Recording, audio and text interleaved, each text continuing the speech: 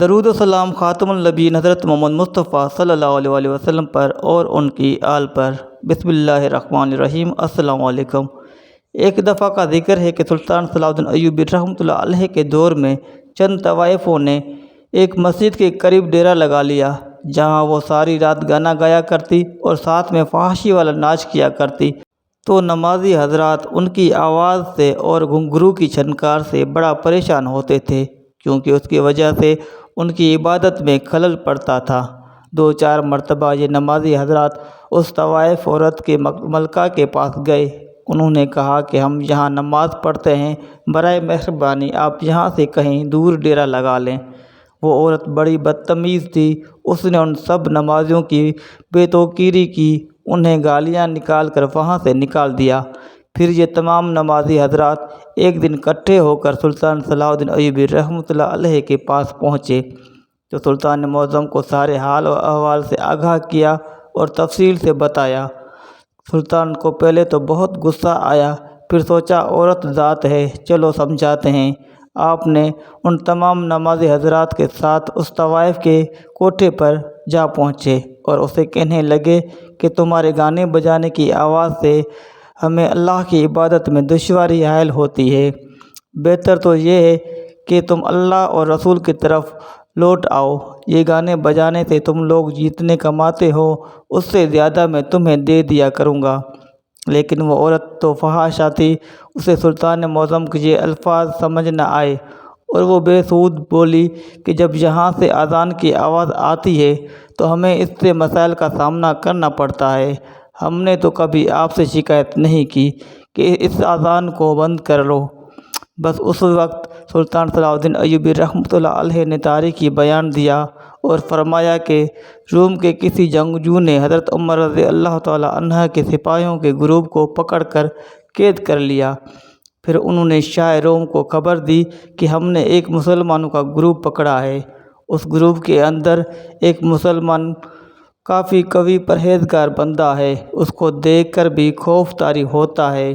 شاہ روم نے جیسے ہی ان کا بات سنی تو اپنے آدمیوں سے کہا کہ اس آدمی کو میرے پاس لے آؤ۔ اس زمانے میں شاہ روم کے سامنے ایک زنجیر لگی ہوئی تھی۔ جو بھی بادشاہ کے پاس پیش ہوتا تو یہ بادشاہ کے سامنے جھک کر آتا۔ اب اس سچے دل والے نیک آدمی کو بادشاہ کے دربار کے اندر پیش کیا گیا۔ جیسے اس نے زنجیر دیکھی کہ مجھے جھک کر بادشاہ کے سامنے جانا ہے، تو اس نے صاف صاف انکار کر دیا کہ میں بادشاہ کے سامنے زنجیر سے جھک کر نہیں جاؤں گا۔ بادشاہ کو بتایا گیا کہ یہ شخص زنجیر کے نیچے جھک کر آپ کے سامنے نہیں آنا چاہتا۔ بادشاہ نے کہا کہ زنجیر کو اوپر اٹھا دیا جائے اور اس کو میرے پاس لے آؤ۔ پھر زنجیر کو اٹھا دیا گیا اور اس کو بادشاہ کے پاس لایا گیا۔ آخرکار اس کو شاہ روم کے سامنے پیش کیا گیا۔ بادشاہ نے اس سے کہا کہ تم اپنا مذہب چھوڑ کر ہمارے دین کے اندر داخل ہو جاؤ، تاکہ میں تمہیں اپنی انگوٹھی پہنا کر سلطنت عطا کروں۔ یہ بات جیسے اس مومن بندے نے سنی تو اس نے بادشاہ سے کہا کہ مجھے یہ بتاؤ تمہارے پاس سلطنت کا کتنا حصہ ہے؟ بادشاہ نے کہا اس دنیا کا 1/3 سے زیادہ حصہ میرے قبضے میں ہے۔ جیسے اس مومن بندے نے بادشاہ کی بات سنی تو اس نے جواباً کہا اگر تمہاری حکومت تمام دنیا اور تمام ہیرے جواہرات پر بھی ہوتی تب بھی تم مجھے ایک اذان کے بدلے میں یہ دیتے، میں پھر بھی یہ نہ دیتا، تو آپ میرے ایمان کو نہیں خرید سکتے۔ چنانچہ بادشاہ نے دریافت کیا کہ یہ اذان کیا ہے جو تم لوگ ایک دن میں 5 مرتبہ کہتے ہو؟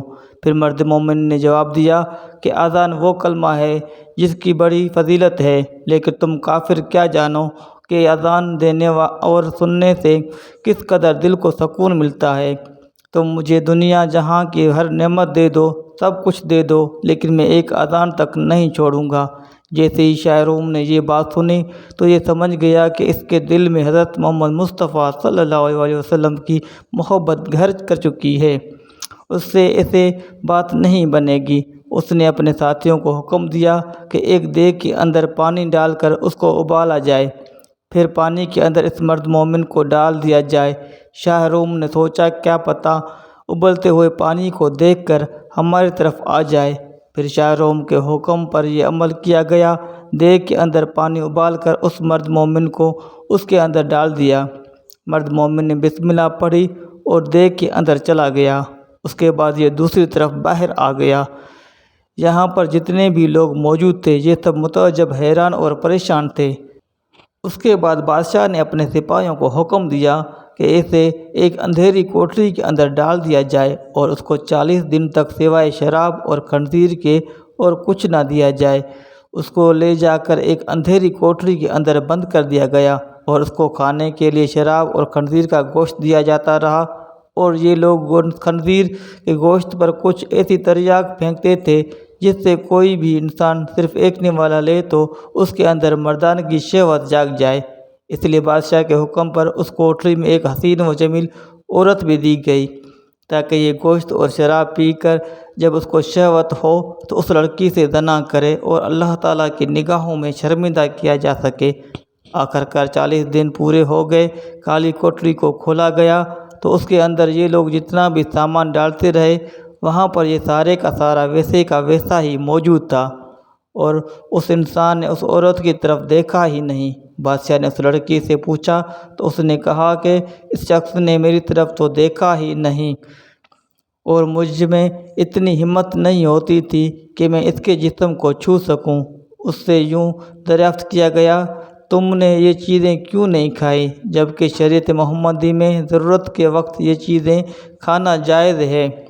اس مرد مومن نے کہا، کیا خوب جواب دیا، اور اگر میں یہ چیزیں کھا لیتا تو آپ لوگوں کو خوشی ہوتی کہ میرا مقصد تو آپ لوگوں کو غصہ دلانا ہے۔ بادشاہ نے اس مرد مومن سے کہا کہ اگر تم مجھے سجدہ کر دو تو میں تمہیں اور تمہارے ساتھیوں کو یہاں سے خیر و عافیت سے جانے دوں گا۔ مرد مومن نے جیسے ہی بادشاہ کی بات سنی تو اس نے کہا کہ حضرت محمد مصطفیٰ صلی اللہ علیہ وسلم کے دین میں صرف سجدہ اللہ کی ذات کو ہے اور اللہ کے سوا کسی کو سجدہ نہیں کیا جاتا۔ شاہ روم نے کہا، چلو تم ایک اور کام کرو، میرا ہاتھ چوم لو، میں تمہیں اور تمہارے سب ساتھیوں کو یہاں سے خیر و عافیت کے ساتھ جانے دوں گا۔ مرد مومن نے جواب دیا کہ ہاتھ کا بوسہ دینا باپ یا سلطان یا عادل اور استاد کے لیے جائز ہے، کسی دوسرے کے لیے جائز نہیں۔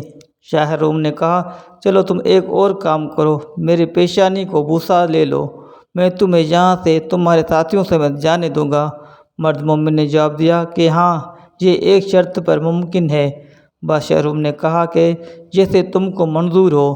پھر مرد مومن نے اپنے آستین اس کی پیشانی پر رکھی اور اس کو چوم لیا، اس نیت کے ساتھ کہ میں اپنے آستین کو بوسہ دے رہا ہوں۔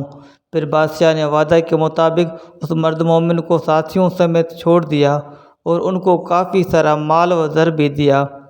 شاہ روم نے حضرت عمر رضی اللہ تعالیٰ عنہ کو ایک خط لکھا اور اس خط کے اندر اس نے حضرت عمر فاروق رضی اللہ تعالیٰ عنہ سے کہا کہ اگر یہ مرد مومن ہمارے پاس ہوتا اور ہمارے دین پر عمل کرتا تو ہم اس کی پرستش کرتے۔ آخر کار یہ شخص حضرت عمر رضی اللہ تعالیٰ عنہ کے پاس پہنچ گیا تو حضرت عمر رضی اللہ تعالیٰ عنہ نے اس مرد مومن اور اس کے ساتھیوں سے فرمایا، جو بھی سامان آپ لوگوں کو ملا ہے وہ یہ اپنے لیے مخصوص نہ کر لیں بلکہ رسول اللہ صلی اللہ علیہ وسلم کے شہر کے لوگوں کے ساتھ بھی بانٹ لیں۔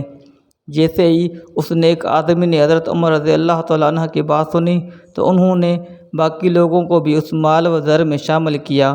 جو شخص ہر حال میں اللہ تعالیٰ پر بھروسہ کرتا ہے، اللہ تعالیٰ بھی اس کے ہر حال میں ساتھ دیتے ہیں، اس کو کبھی اکیلا نہیں ہونے دیتے۔ سلطان صلاح الدین ایوبی رحمۃ اللہ علیہ نے جب اپنا یہ وعظ مکمل کیا تو فرمانے لگے، اے طوائف، نہ تو تیرا مال اور نہ ہی تیرا حسن مسلمان کو خرید سکتا ہے، نہ گمراہ کر سکتا ہے۔ جب اتنے بڑے بڑے بادشاہ ایک مسلمان کو اپنا زیر نہ کر سکے تو مجھے اور مسلمانوں کو کیسے بہکاوے میں لا سکتی ہے؟ سلطان نے کہا کہ مسلمان بڑے سے بڑا ظلم سیاست ہے، لیکن تم لوگ دولت کی پجاری ہو، تمہیں صرف دنیا سے مطلب ہے، تم اتنی تکالیف برداشت نہیں کر پاؤ گی کہ جتنے کہ ایک مسلمان کر سکتا ہے۔ سلطان کا یہ وعظ سنتے ہی طوائف کی ملکہ کی آنکھوں سے آنسو آ گئے اور اس نے اپنے تمام طوائف لڑکیوں کے ساتھ کلمہ حق پڑھ لیا اور آئندہ کے لیے توبہ کر لی۔